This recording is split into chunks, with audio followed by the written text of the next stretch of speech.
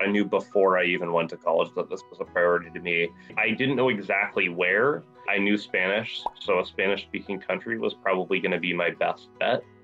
I chose Costa Rica because it was a little bit close and it was cheaper, and I feel like money for me has been always a thing. So I was just kind of hoping I could find somewhere that was kind of more affordable and also support my academic interests, and Thailand had that for me. I went to Cuba, I went to France, I went to South Africa, I went to Senegal, I went to Mali, and I grew up there too as well. Growing up, we lived in 5 different states in Puerto Rico, so we're always moving about. And at some point, I'm like, I'm tired of moving about in just the US. Like, if I'm getting on a plane and have to sit there for 5 hours, let's go somewhere awesome. I really wanted to dive into a different culture. I'm in Seoul, South Korea.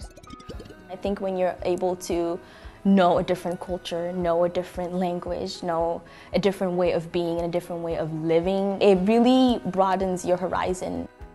I'm studying international business. Some of my classes are taught in English, some of them are not. I don't speak Korean. They have a very good English program here, so I have all my classes in English, thankfully. I was nervous that I was gonna be like an outcast and no one's gonna talk to me. I was like, I hope they like the American. And right when I get here, like, oh yeah, the American's here. We're gonna have so much fun with him. It's so much easier to make relationships with people. People will talk to you, people you've never met. It's totally normal just to start talking to people on the street.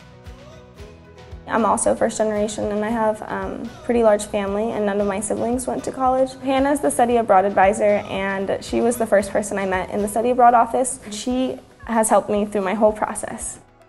I'm a study abroad advisor here at Western Washington University, and I love my job. I get to meet with students every day, helping them navigate all the wonderful options of study abroad. Finances were a big part of it. We actually have quite a few programs where students can pay in-state rates for tuition and fees, even if they're an out-of-state student. And I would say that there are even programs where it's actually more cost-effective for you to study than pay in-state rates here at Western.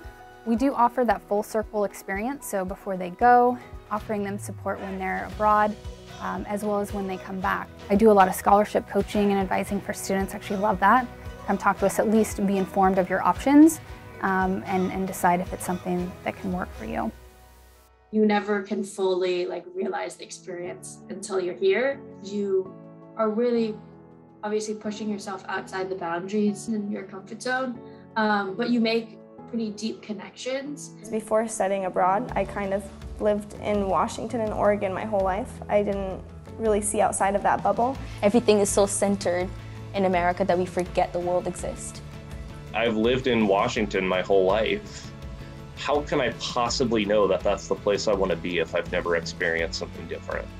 You know, how am I supposed to work in international business and have a perspective about the way other people live if I've never actually lived any way different from my own? Go and study abroad. I know it's gonna be hard. It can be hard. I know the processes can be super overwhelming because it was overwhelming for me. I know money can be a problem, but money comes out. Money comes out. And time doesn't. If it's for your major, just do it. It's exciting, it's fun, and I recommend it 100% to anyone. If you're interested in any way, you should do it.